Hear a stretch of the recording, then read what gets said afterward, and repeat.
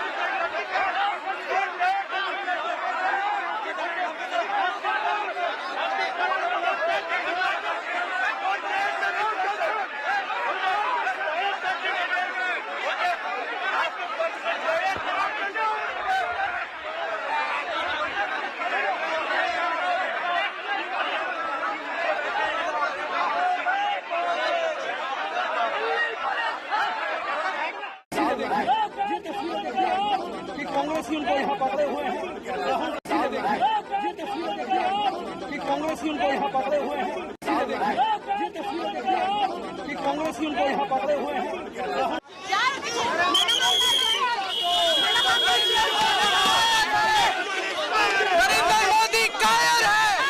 दोस्तों, अब मैं आपको आज तक का एक क्लिप दिखाना चाहता हूं, क्योंकि राहुल गांधी के इस प्रदर्शन में उनका साथ देने एनसीपी शरद पवार की नेता सुप्रिया सुले और समाजवादी पार्टी सुप्रीमो अखिलेश यादव भी पहुंचे। और आज तक की ये क्लिप देखिए, जिसमें आप देखिएगा किस तरह से अखिलेश यादव को मैन हैंडल कर रही है दिल्ली पुलिस। देखा जाए। कहाँ है? 7 लोक कल्याण में आप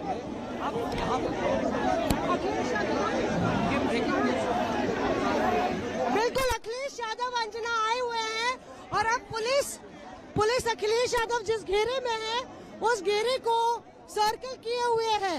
बिल्कुल ऐसा लग रहा है मौसमी की अखिलेश यादव जी बताइए। समाजवादी पार्टी के राष्ट्रीय अध्यक्ष किसी को गिरफ्तार किया गया है, सांसदों को गिरफ्तार किया गया है। पुलिस भाई लेकर कहाँ ले जा रहे हो? पता नहीं हो तो सर बताइए।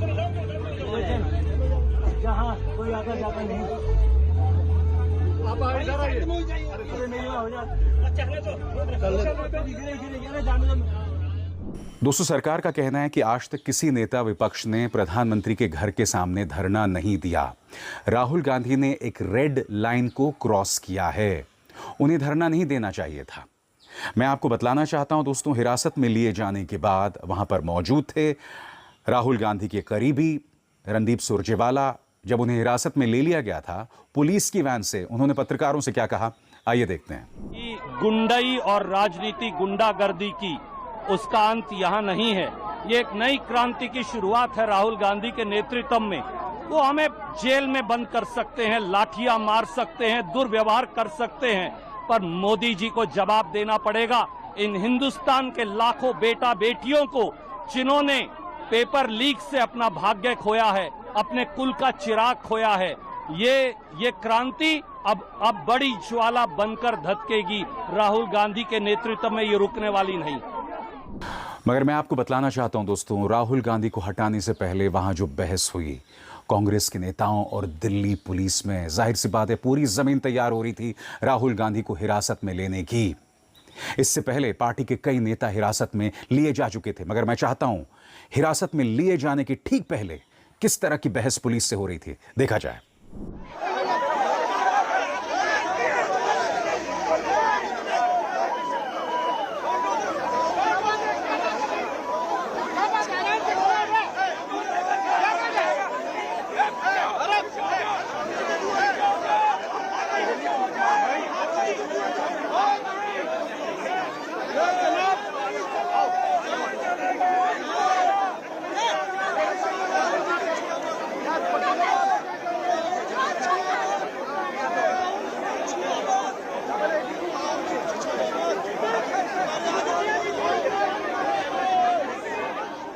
और अब एक जरूरी संदेश, सच के इस सफर में मेरा साथी बनिए, मेरा चैनल ज्वाइन कीजिए और इनमें से एक विकल्प, एक ऑप्शन चुनिए। शुक्रिया। और मैं आपको बताना चाहता हूं कि पूरा बवाल हुआ क्यों। क्योंकि राहुल गांधी इस बात को लेकर नाराज थे कि जंतर मंतर में छात्रों पर हमला हुआ और वो चाहते हैं धर्मेंद्र प्रधान इस्तीफा दें। इनफैक्ट राहुल गांधी ने यह भी कहा कि अमित शाह भी इस्तीफा दें और प्रधानमंत्री नरेंद्र मोदी को भी इस्तीफा देना चाहिए। और फिर जो उन्होंने ऐलान किया कि सब लोग प्रधानमंत्री नरेंद्र मोदी के निवास स्थान पर पहुंचे क्योंकि हम वहां धरना देने जा रहे हैं। सुनिए उनका संदेश, आखिरी संदेश ट्विटर से आपकी स्क्रीन पर। वो कहते हैं, छात्रों पर हमला हर भारतीय परिवार पर हमला है। प्रधानमंत्री मोदी को लगता है कि वो बिना जवाब दिए, बिना किसी नतीजे का सामना किए बच निकलेंगे। नहीं कर पाएंगे, इस बार तो बिल्कुल भी नहीं। मैं हर देशभक्त भारतीय से अपील करता हूं जो मानता है कि हमारे छात्रों को न्याय मिलना चाहिए, प्रधानमंत्री के आवास के सामने हमारे धरने में शामिल हो। भारत के छात्रों की आवाज को नजरअंदाज नहीं किया जा सकता। अब मैं आपको एक वीडियो दिखाना चाहता हूं। इसमें आप जितेंद्र सिंह को देख सकते हैं जो कि प्रधानमंत्री कार्यालय में हैं, मंत्री हैं, प्रधानमंत्री नरेंद्र मोदी के बेहद करीबी हैं। यहां पर आप देख सकते हैं राहुल गांधी से वो बातचीत कर रहे हैं और इसी बातचीत में राहुल गांधी ने उनसे कहा कि धर्मेंद्र प्रधान इस्तीफा दें और आप बहस करवाइए। अब जितेंद्र सिंह का जो बयान सामने आया है, उनके मुताबिक राहुल गांधी ने वादा खिलाफी की। बकौल जितेंद्र सिंह, राहुल गांधी ने हमसे यह कहा कि हम बहस करवाइए, जिसके लिए हम तैयार हो गए। मगर फिर बाद में राहुल गांधी ने कहा कि नहीं, हमें धर्मेंद्र प्रधान का इस्तीफा चाहिए। यानी कि राहुल गांधी वादा खिलाफी कर रहे हैं जितेंद्र सिंह के इस बयान के मुताबिक, जो कहीं ना कहीं अर्ध सत्य है। क्योंकि आप जानते हैं, चाहे कॉकरोच जनता पार्टी के आंदोलन में शामिल युवा हों, चाहे राहुल गांधी हों, सब लोग धर्मेंद्र प्रधान का इस्तीफा की मांग कर रहे हैं। मैं समझ नहीं पा रहा हूं इतनी क्या मोहब्बत है धर्मेंद्र प्रधान से कि प्रधानमंत्री उन्हें लगातार बचा रहे हैं। मगर क्या आप जानते हैं, सबसे अजीबोगरीब बात आम आदमी पार्टी कह रही है। आम आदमी पार्टी कह रही है कि मोदी और राहुल गांधी मिले हुए हैं। बकौल आम आदमी पार्टी, इतनी आसानी से राहुल गांधी कैसे पहुंच गए प्रधानमंत्री के निवास स्थान पे?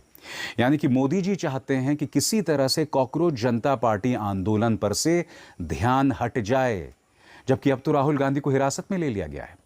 इससे पहले पार्टी के प्रवक्ता पवन खेरा ने कहा था कि जब तक हमारी मांगे पूरी नहीं हो जाएंगी, हम यहीं पर बैठे रहेंगे। धरना स्थल से, जहां से अब कांग्रेस के नेताओं को बर्बरतापूर्ण हटा दिया गया है, क्या कह रहे थे पवन खेरा? धंधे में मेहनत तो है, लेकिन पैसा नहीं, तो एक वजीफा करके देखो। रोज कुरान की आयतें अपने फोटो के साथ शेयर करो। धरना स्थल से, जहां से अब कांग्रेस के नेताओं को बर्बरतापूर्ण हटा दिया गया है, क्या कह रहे थे पवन खेरा? आइए सुनते हैं। जब तक छात्रों को, युवाओं को न्याय नहीं मिल जाता, कांग्रेस पार्टी, हमारे नेता, हम लोग यहाँ से नहीं हिलने वाले। दिन हो या रात, नरेंद्र मोदी को बाहर आना पड़ेगा। पूरी कांग्रेस पार्टी जो जहाँ है यहाँ आए और धरने पर बैठ जाए। नहीं हिलेंगे जब तक न्याय नहीं मिलेगा। We want justice. इसके अलावा दोस्तों, लगातार कांग्रेस के कार्यकर्ता हिरासत में लिए जाने से पहले नारे लगा रहे थे, प्रधानमंत्री मोदी इस्तीफा दो। देखा जाए।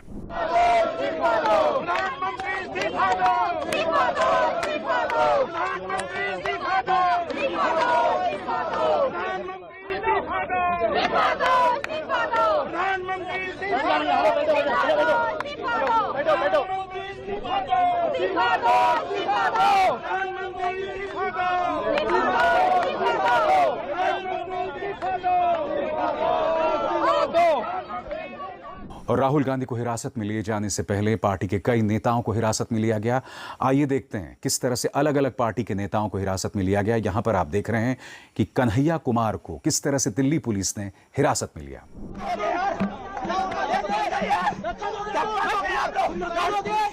बच्चों को मारते हो, छोटे बच्चों पे हाथ उठाते हो, क्या है यार?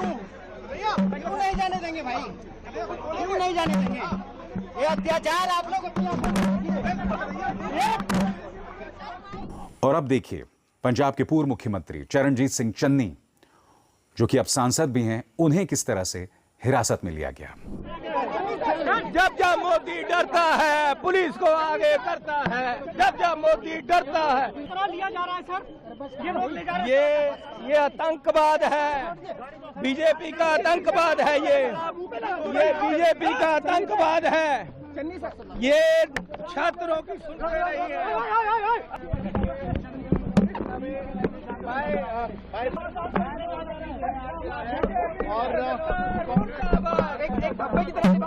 बीजेपी सरकार मुर्दाबाद।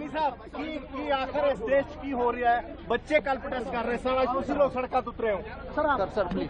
ये गुंडागर्दी है ये गुंडागर्दी है। इस बीच दिल्ली की पूर्व मुख्यमंत्री आतिशी इसे भाजपा और कांग्रेस की मिलीभगत बता रही हैं। मुझे लगता है ये गैर जरूरी बयान है। आम आदमी पार्टी सीधे राहुल गांधी पर हमला बोल रहे हैं। इसका मतलब यह हुआ कि आम आदमी पार्टी कहीं ना कहीं कॉकरोच जनता पार्टी के आंदोलन का इस्तेमाल राजनीतिक तौर पर करना चाहती है, क्योंकि राहुल गांधी का भी वही मकसद है, छात्रों की भलाई, और आम आदमी पार्टी भी वही कर रही है। मैं चाहता हूं आप गौर करें आतिशी मरलेना ने क्या बयान दिया आपकी स्क्रीन पर। जो गोदी मीडिया 1 महीने से चल रहे सीजेपी प्रोटेस्ट को 1 मिनट भी टीवी पर नहीं चला रही थी, अब राहुल गांधी के 1 घंटे के प्रोटेस्ट को लाइव चला रही है। इसका मतलब साफ है, राहुल गांधी को टीवी पर दिखाने का निर्देश भाजपा से आया है। गोदी मीडिया ने बीजेपी कांग्रेस की मिलीभगत का राज खोल ही दिया है। मगर मैं एक सवाल पूछना चाहता हूं। अक्सर जब बिल्लियों में लड़ाई होती है तो बंदर रोटी लेकर चले जाता है। अगर इसी तरह से कांग्रेस और आम आदमी पार्टी में लड़ाई होती गई तो असली मुद्दा कहीं पीछे छूट जाएगा, और फायदा किसको होगा वो मुझे आपको बतलाने की जरूरत नहीं है। बहरहाल आज अरविंद केजरीवाल वहां पर पहुंचे और जैसे कि आप इन तस्वीरों में देख सकते हैं, वो छात्रों के साथ मौजूद थे जो आंदोलन कर रहे थे, और मंच से उन्होंने प्रधानमंत्री मोदी को आतंकवादी तक बताया। सुनिए उन्होंने क्या कहा। ये जितने बच्चे हैं, मोदी जी कहते हैं ये आतंकवादी हैं। मैं मोदी जी को कहना चाहता हूं, सबसे बड़ा आतंकवादी मोदी है। मोदी जी कहते हैं ये बच्चे एंटी नेशनल हैं। मैं मोदी जी को कहना चाहता हूं, सबसे बड़े एंटी नेशनल मोदी है।